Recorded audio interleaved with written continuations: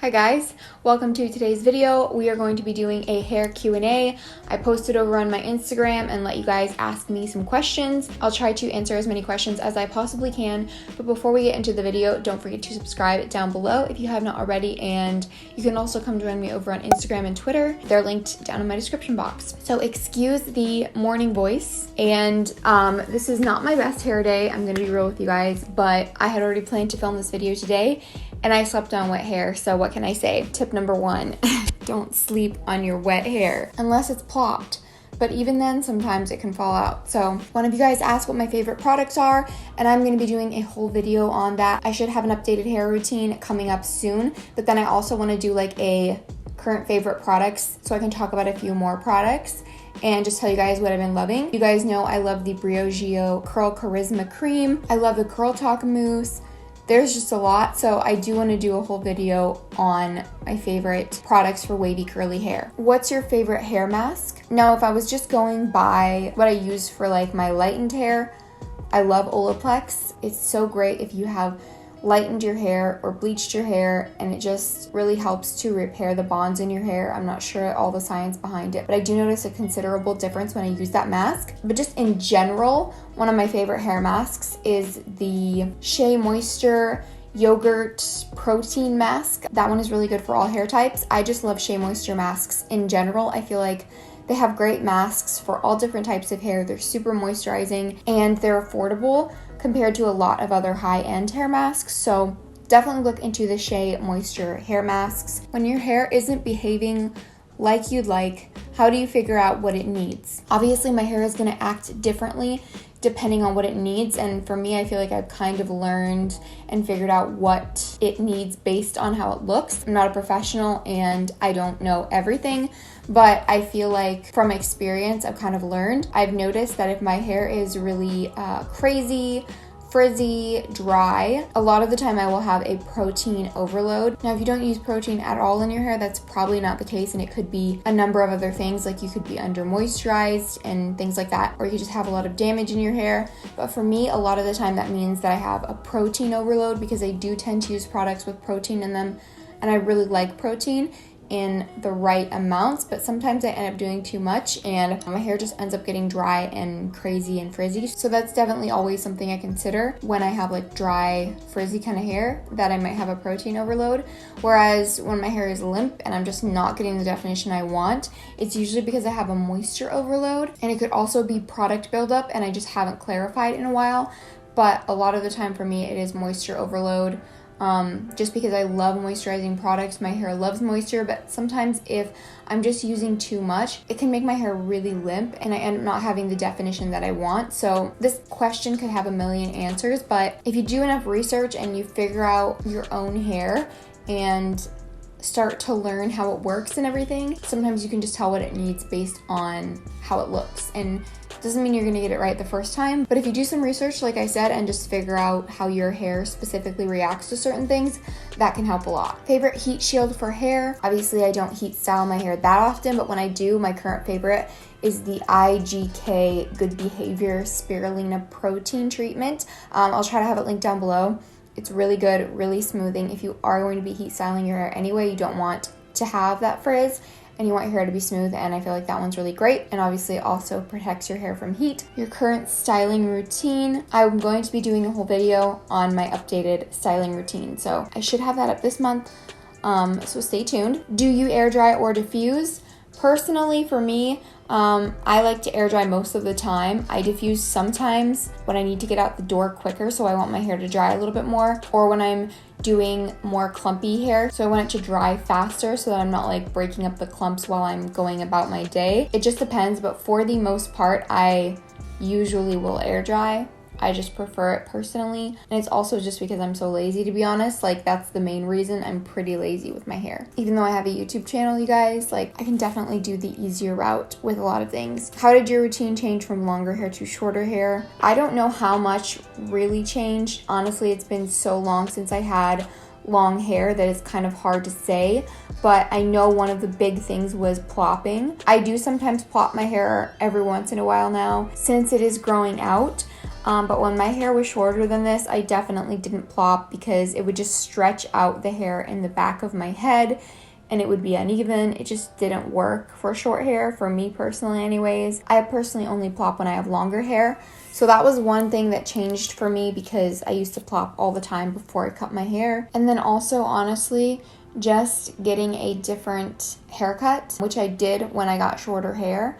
I at first was cutting my hair blunt, which I don't recommend, but then I started adding layers and texture into my hair, and that helped so much with curl definition. So if you do have shorter hair, I would recommend getting some layers, like hidden layers or texture. I know it's tempting to get a blunt cut, you guys, but you're probably gonna have triangle hair, or then your hair is just gonna be more weighed down. I didn't have a super bad experience with a blunt cut. I just definitely noticed a difference when I added texturing and layers into my hair. Ever thought about growing it out? Yes, I have thought about growing my hair out. I have been growing it out for a while, actually. I mean, I haven't gotten it cut shorter again. I don't know, I just sometimes I miss long hair, and I know that I will cut it short again because I just love short hair on myself personally. But I have been growing it out, and we'll see. Whenever I feel like cutting it, I'll cut it. I kind of just go by what I feel when it comes to my hair and like the length and the color and stuff. I'll just kind of go by what I feel. If I feel like keeping what I have, I'll keep it. If I feel like cutting it or dyeing it, I'll do that too. How do I start my wavy hair journey? Affordable products / shampoos I can use. I should do a whole video on this. I've never even thought about that, but affordable products that I love. You guys know I love the Pineapple Curls from Pacifica. The shampoo and conditioner in that line are great. It's great if you're starting out because it's more affordable. And I also love the Shea Moisture and the Maui Moisture shampoo and conditioners. For stylers, Not Your Mother's Curl Talk. You guys know I really like that line of products, at least the gel and the mousse, and I also like the cream as well. I could give more recommendations, but I would like to do a video on that. I never even thought about doing a video for starting your wavy hair or curly hair journey. How do you brush curly / wavy hair without it becoming all frizzy?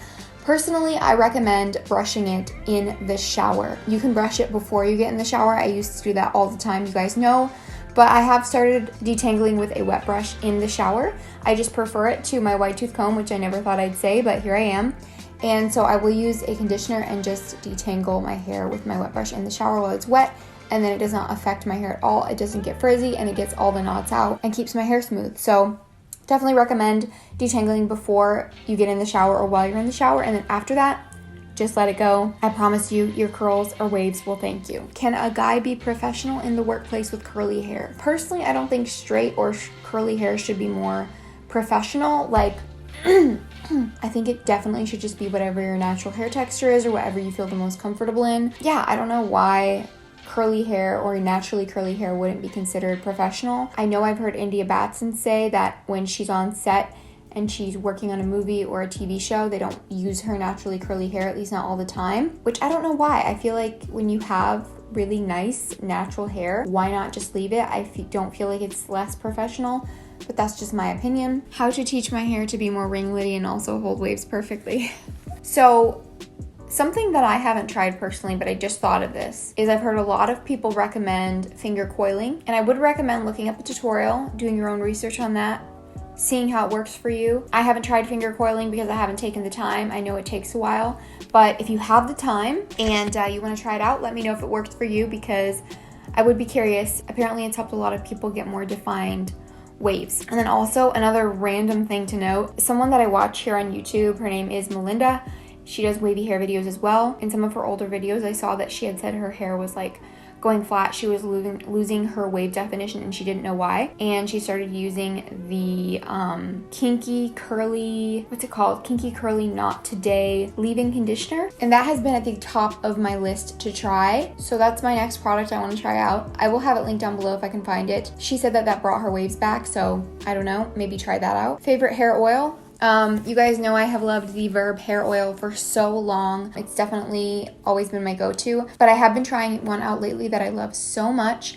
I can't say that it's like replacing my Verb one, but it's coming pretty darn close. It's the Prose hair oil. I did like the personalized test on there. They sent me some products, so I've really been liking that hair oil. I have to say the texture and consistency and just how it makes my hair look is like amazing. I really like that one, but it's more recent for me. So if I had to go with like my go-to, I've used it forever, the Verb Ghost Oil. Opinions on silicones. So I don't really have a strong opinion on silicones. I don't completely stay away from them. I know they're not great for your hair, especially if you're not using like sulfates on your hair sometimes, or clarifying your hair to get rid of that buildup. But also sometimes my hair just likes products with silicones, and so I use them because my hair likes it. And I haven't had much of an issue. Honestly, I feel like there's so many worse things for your hair. Silicones coat your hair, but they're not actually really bad for your hair. They don't damage your hair. And I feel like there's so many worse things out there, like bleach. Don't recommend it, even though I personally have bleached my hair because I really like to bleach my hair. And I think it's fun to change up your color. So I'm not saying you shouldn't do that. I just don't recommend it if you're trying to get perfect hair. But yeah, as far as silicones and even sulfates, honestly, I'm not that hardcore about them. And I honestly don't have that much of opinion. I think use them if they work for your hair.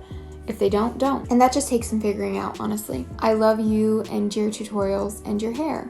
Oh, thank you so much. I really appreciate that. Wow, it's so weird sometimes to think about the fact that I have so many people watching me, and it's like I don't even know who all of you are because you don't all comment or message me, and that's totally okay, but I just love seeing stuff like this. I think it's really sweet. Will you be testing out the curl line by Living Proof? I haven't seen a curl line by Living Proof actually, unless it's an older one.